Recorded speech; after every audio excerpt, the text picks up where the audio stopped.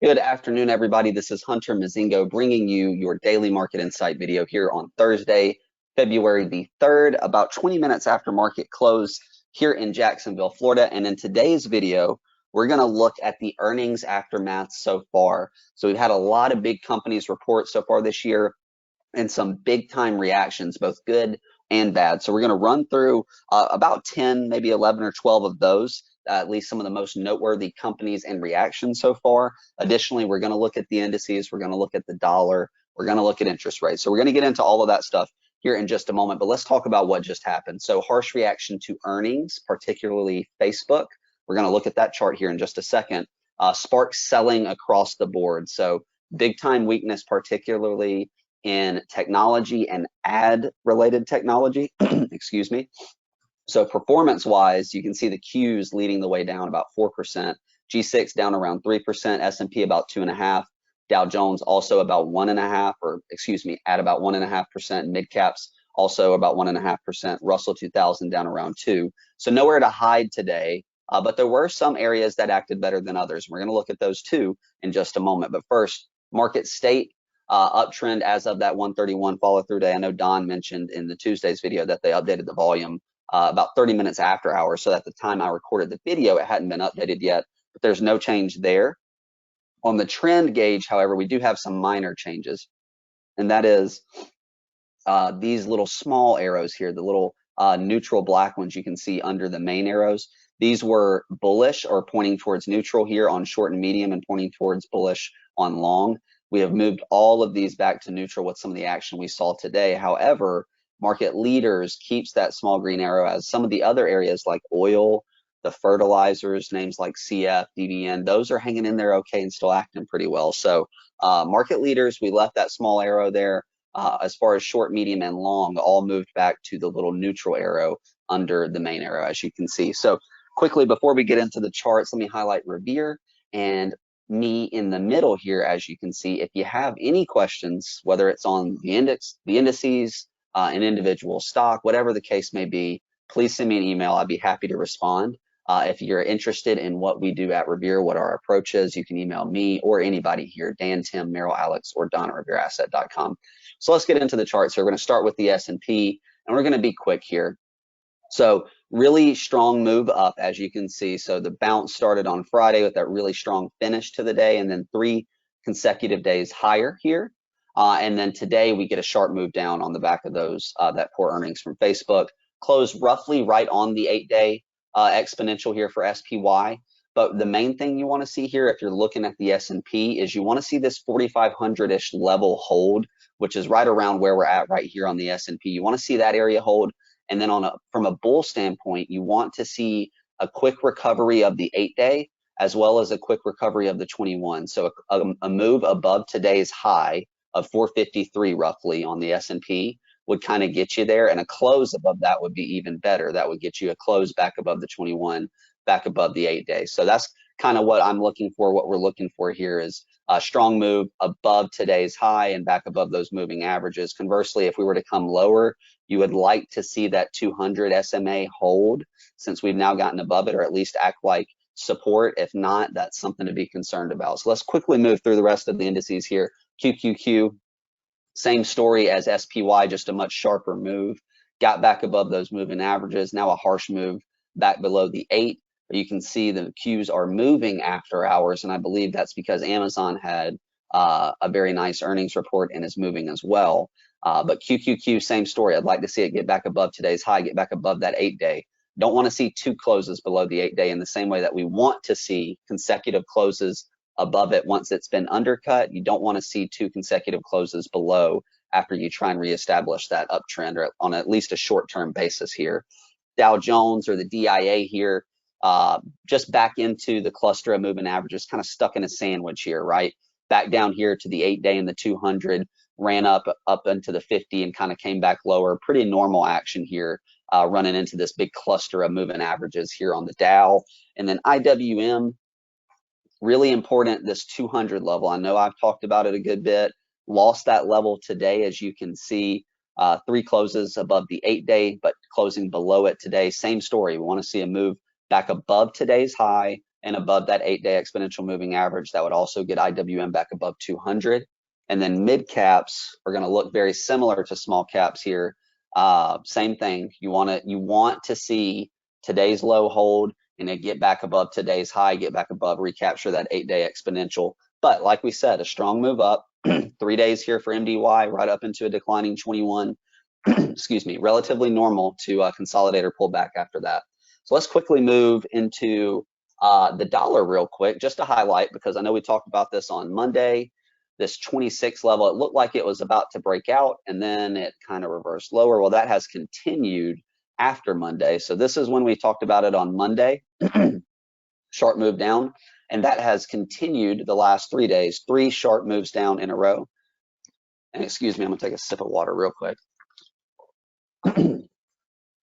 So 3 sharp moves down in a row for the dollar following Monday's video. This 26 level is going to be imperative to watch moving forward. Obviously, it's of interest. As you can see, it's been challenged 3 times, and the UUP has come back down each time. Additionally, TLT struggling to get any type of positive action going, which means that yields, or the 10-year, we'll pull up TNX here, is acting pretty well above these old highs here, above this 1.7-ish area, putting in a nice little flag, you might call it there. So rates acting pretty well up there, TLT continuing to kind of trek lower. Let's get into some of these earnings reactions, and we'll go through these pretty quickly here. So Facebook down 26% today, just a brutal response from 384 to around 235, 240 here in roughly 4 or 5 months. But this is really one of the biggest drops we've seen for a company of this size in quite some time. This is a company that was nearly $1 trillion coming into today. And I apologize, everybody. I'm just losing my voice a little bit here with some sinus stuff going on. But this was a company that's very, very big, taking a huge hit today.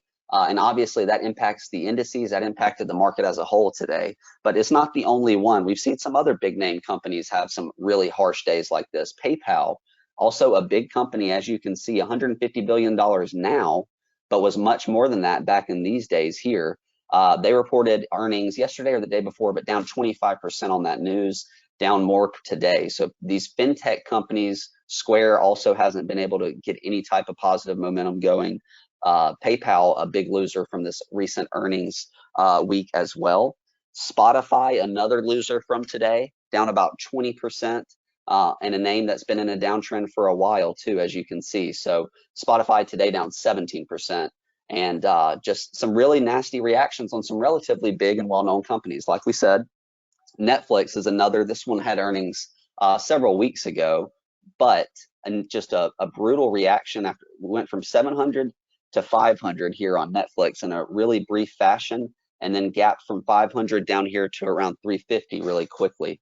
So just to show you some big companies that have had some really big drawdowns recently following their earnings. However, there are some out there that have held up really well, and they might not be what you would expect, at least just from a normal standpoint. But UPS, one of the best earnings reactions we've seen so far this year. Massive volume that had some positive news come out, along with good numbers and guidance. But this has digested this really big gap extremely well. Another name that has digested an earnings gap really well, Halliburton. As you can see here, this strong gap up here following earnings, and has hung in there just beautifully while the market has been very volatile and choppy. So there are some examples of things that are holding up out there or had good reactions. Exxon, one that was what many would argue very extended going into the earnings call, still had a really nice gap up, 6.5%, and is handling out pretty nicely following that. So Exxon, Halliburton, and UPS, 3 of the top standouts as far as how they responded to their earnings and how they digested those moves. Another name that we own, Apple, had a really strong reaction to earnings. Everybody knows that. As you can see here, this big move kind of started the markets and catapulted it on Friday. And it's actually handled out pretty well here above the moving averages as they start to hook back up and get in the right order. Couple more earnings real quick. We'll just do these last 2. QCOM, one we actually initiated a position on today, did not finish well, nor did the market, but This is a really strong name that had a really strong bounce. As you can see here, this is Friday, Monday, Tuesday, Wednesday, and then today on earnings, a wide candle. But you see this 180 level as well as the moving averages there, clear line in the sand. And last one, STX, did not have the greatest candle. As you can see, it looked really bad initially, but as it's progressed and digested, has actually ended up shaping up to be a relatively decent looking chart here, hanging out above the moving averages. And you can see they're also starting to hook and assimilate in the appropriate order, right? So some big time reactions, both good and bad from earnings, but there are some out there that are actually hanging in there and looking okay. Let's go over some other names that are hanging in there and looking okay. Juniper, up about 0.5% or so today, big time relative strength versus the market, and you can see that reflected in the relative strength line there. ConocoPhillips reported earnings and hung in there really great today. We talked about Exxon having that big gap when it was extended. This is also impressive in my opinion. Conoco just hanging in there and not doing much after also being a little bit extended themselves. CVX, another name that hung in there pretty well today, down about 1%. You can see these oil charts all look pretty similar. Those three I just showed you anyway, Conoco, CVX, and Exxon. CF, another name that's owned in Grotection, just a nice inside day here, down about a 1% or so, but nothing out of the ordinary, hung in there pretty well all day long today. ABBV, big time relative strength versus the market today, poking its head above that 140 level and above those recent highs. So really nothing more you could ask for here of ABBV. You also had NUE trying to show some strength today after a vertical move up off the bottom following their earnings reports. I guess I could have included this one in the earnings reports analysis, but a really vertical move back above those moving averages here for Nucor.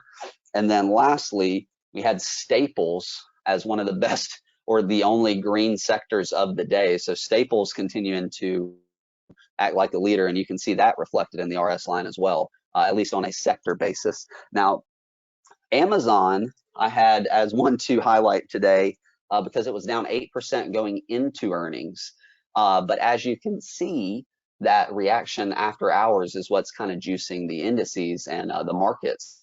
So Amazon up roughly 20% after hours, right back into the declining 50-day moving average. You see Amazon here trading around 32.70. That 50-day is also right around 32.70. So Amazon with a really big response after a horrible day today, in sympathy with Facebook's earnings. And then another name, we got stopped out of GLD. We took the loss, a small loss on this one as it broke back below all these key moving averages after running into resistance here.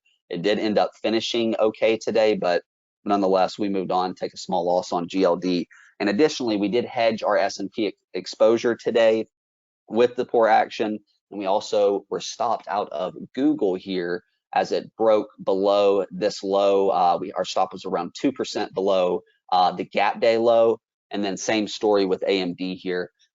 Same situation, 2% below gap day low, and it broke below that as well. So not much out there that was super strong today per se, with the exception of maybe Juniper. Not a ton out there that was green. But as you can see, Amazon's earnings after hours certainly moving the market, really driving some big moves in the Qs. Qs are up about 2%. We'll show you that before we sign off here.